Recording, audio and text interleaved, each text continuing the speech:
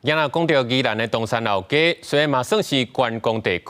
不过因为有真侪店家做生意真早就休困，暗时也是规条街啊拢总暗暝摸。发展协会为着吸引人潮，最近有甲新的电火，嘛有做壁来彩绘，办具相片的展览，希望大众会当更加了解在地人文甲历史。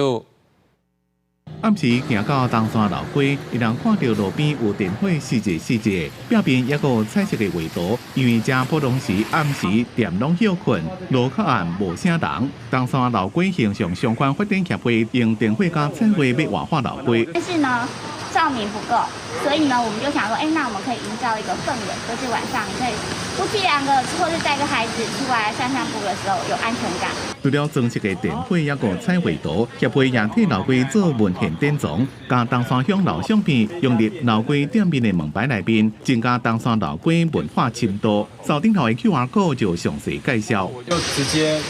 很清楚知道说，华芳发廊它的最新的状况。像这件发黄发廊的旧相片，就是东山乡过去因为无治水，容易淹水，民众坐船带尾的情形，真特别。业者对这种做法也真肯定。其实如果说游客的驻足时间能够拉长，那可以带动我们这个商圈的商机。当然是因为这个